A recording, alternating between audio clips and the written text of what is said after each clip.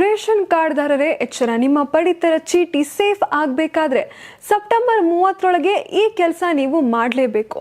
ಇಲ್ಲದಿದ್ರೆ ಪಡಿತರ ಸೌಲಭ್ಯಕ್ಕೆ ತೊಂದರೆ ಆಗುವ ಸಾಧ್ಯತೆ ಹೆಚ್ಚಾಗಿದೆ. ರಾಜ್ಯದಲ್ಲಿ ಎಲ್ಲ ರೇಷನ್ ಕಾರ್ಡ್ಗಳ ಫಲಾನುಭವಿಗಳು ಸೆಪ್ಟೆಂಬರ್ 30ರೊಳಗೆ ಕಡ್ಡಾಯವಾಗಿ ಈ KYC ಮಾಡಿಸಿಕೊಳ್ಳಬೇಕು ಎಂದು ಆಹಾರ ಮತ್ತು ನಾಗರಿಕ ಸರಬರಾಜು ಇಲಾಖೆ ಸಚಿವ ರಿಜ್ವಾನ್ ಅರ್ಷದ್ ತಿಳಿಸಿದ್ದಾರೆ. ಆಹಾರ ಇಲಾಖೆ ಜವಾಬ್ದಾರಿ ವಹಿಸಿಕೊಂಡ ಬಳಿಕ ನಡೆದ ಮೊದಲ ಪ್ರಗತಿ ಪರಿಶೀಲನಾ ಸಭೆಯಲ್ಲಿ ಸಚಿವರು ಈ ಮಹತ್ವದ ಮಾಹಿತಿಯನ್ನು ನೀಡಿದ್ದಾರೆ.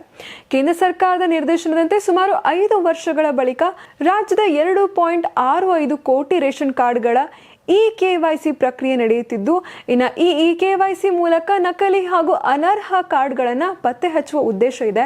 ಈಗಾಗಲೇ ಆದಾಯ ತೆರಿಗೆ ಮತ್ತು GST ಪಾವತಿಸುತ್ತಿರುವವರ ಜೊತೆಗೆ ಕಳೆದ 12 ತಿಂಗಳಿಂದ ಪಡಿತರ ಪಡೆದಿರುವ ಸುಮಾರು 7 ಲಕ್ಷ ಕಾರ್ಡ್ಗಳ ಪಟ್ಟಿಯನ್ನ ಕೇಂದ್ರ ಸರ್ಕಾರ ರಾಜ್ಯಕ್ಕೆ ಕಳುಹಿಸಿದ್ದು, ಇವುಗಳ ಪರಿಶೀಲನೆ ನಡೆಯಲಿದೆ. ಅನರ್ಹ ಎಂದು ದೃಢಪಟ್ಟರೆ ಅಂತಹ ಕಾರ್ಡ್ಗಳನ್ನು ರದ್ದು ಮಾಡುವ ಸಾಧ್ಯತೆ ಇದೆ ಎಂದು ಹೇಳಿದ್ದಾರೆ. ಇನ್ನು ಈ ಹೊಸ ರೇಷನ್ ಕಾರ್ಡ್ಗಾಗಿ ಕಾಯುತ್ತಿರುವವರು ಸದ್ಯಕ್ಕೆ ಯಾವುದೇ ಹೊಸ ಕಾರ್ಡ್ ವಿತರಣೆ ಇಲ್ಲ.